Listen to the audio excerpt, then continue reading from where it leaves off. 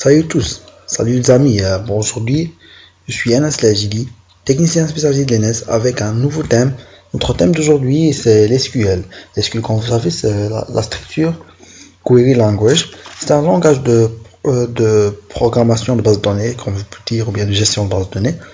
Cela nous permet de faire une communication via base de données.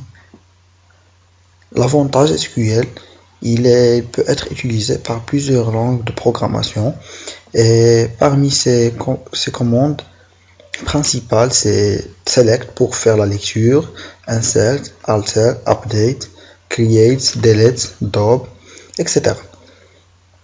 Comment vous sachez où vous allez savoir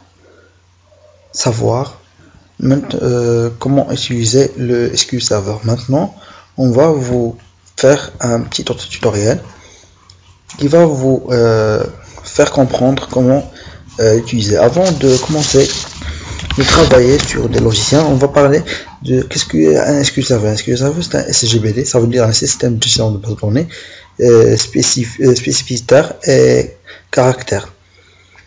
Ces spécificités et caractères sont les suivants. D'abord, SQL, c'est très simple à utiliser, soit en mode de commande, tu écris les commandes, soit tu peux aussi utiliser manuellement au niveau de WAMP ou bien de EasyPHP. L'SQL peut avoir de communication via plusieurs langages de programmation, like Java, PHP, aussi les C#, n'importe quel langage.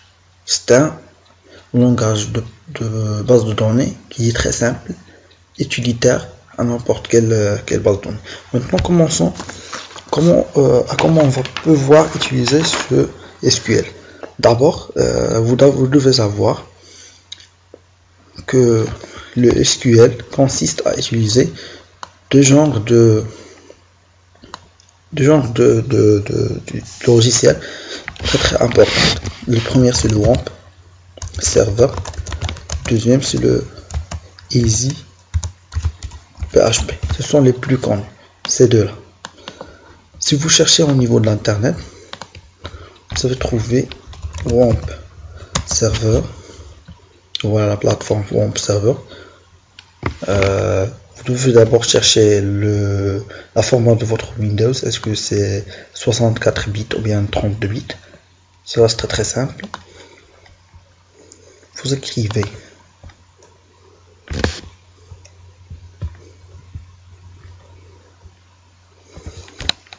PC comme ça.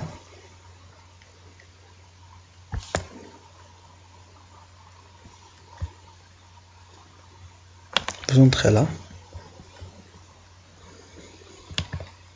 cliquez à droite, propriété, s'affiche. Par exemple, moi j'ai un Windows 64 bits, voilà, système d'exploitation 64 bits, processeur x64.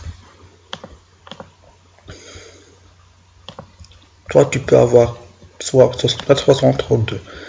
Et aussi vous devez savoir est-ce que vous avez un Windows 8, 7, XP, n'importe quoi. Chaque Windows a un WAMP server qui est présent pour le servir. EasyPHP.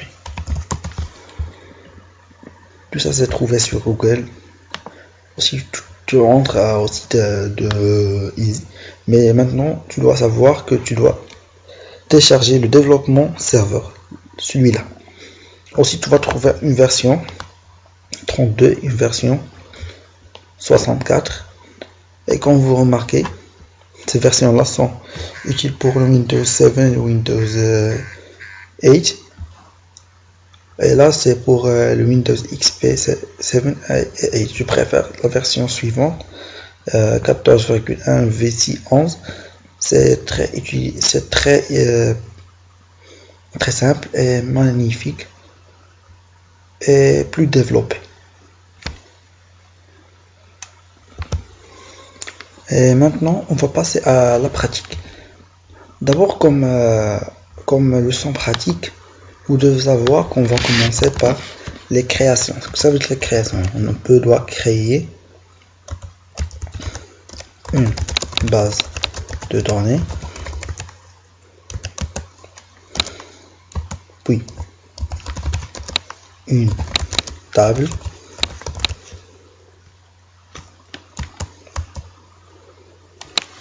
et après dans d'autres tutoriels on va faire du insertion, car le temps du tutoriel ne suffit pas pour faire tout cela. Le programme s'est trop chargé si vous voulez suivre notre formation. Maintenant, moi j'utilise le WAMP. Le Easy aussi a une même structure. Quand vous entrez, soit sur localhost, vous venez sur le WAMP. Pardon. Je dois d'abord lancer le WAMP.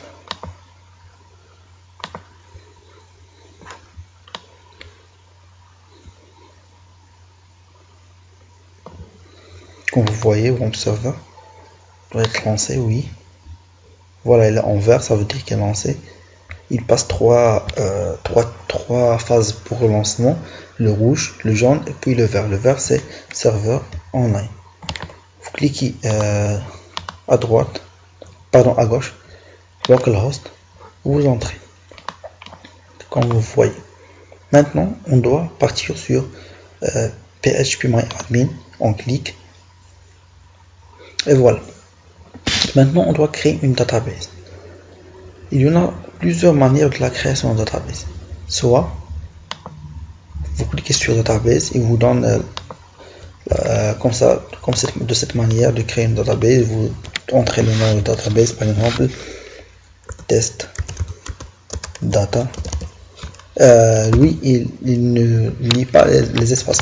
Vous devez mettre des tirés de 8. Comme le suivant, test data.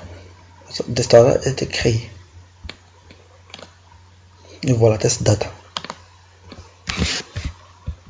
Vous pouvez créer, comme je vous dis, les colonnes et les tables de cette manière. Mais moi, en tant que formateur, je vais vous apprendre de créer tout cela d'une manière professionnelle avec des commandes. On doit d'abord, pour créer une database, on fait create, des commandes en anglais, database, on entre le nom de data. On fait create le database, puis create database, puis le nom de data. Nom data. C'est juste un truc, mais vous pouvez entrer n'importe quel nom. XXX par exemple. Nom data suivi d'un point virgule. Go. Et voilà. Nom data, c'est là. Maintenant, avec une commande, comme je vous ai dit, on va créer une table.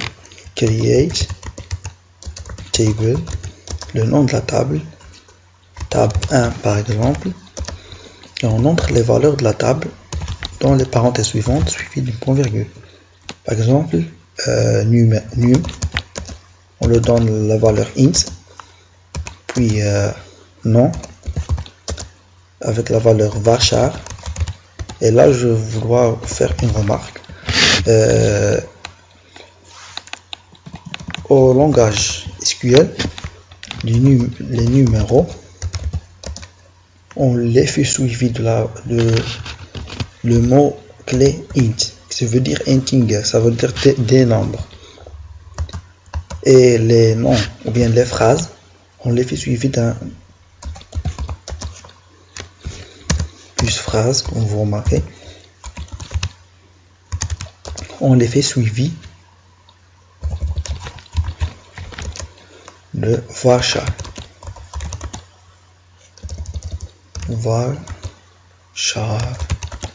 Et cette varchar, on le donne la valeur de ce mot ou bien de cette phrase. Ça veut dire on va écrire 100 lettres, ou bien 100 caractères, ou bien on va écrire 500, 20. Ça dépend de combien tu vas écrire. Les dates,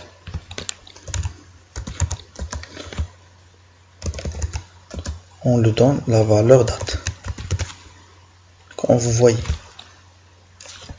il y en a plusieurs mots-clés. On va les voir durant tout notre tutoriel. Par exemple, là, le nom, on va le lui donner avec une valeur de 10.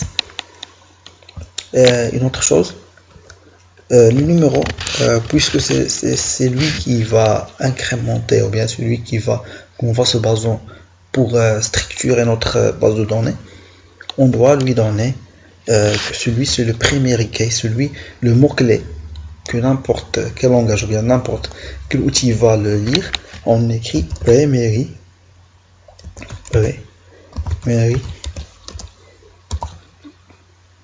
key. Pardon, primary key.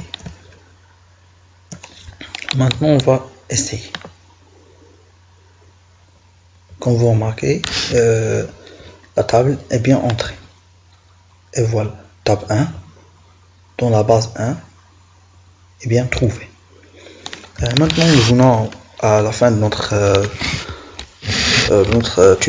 premier tuto en SQL. Je souhaite que vous me mettez une petite subscribe ou bien abonnement sur ma chaîne, des j'aime. Si vous avez des questions, nous sommes là pour vous répondre.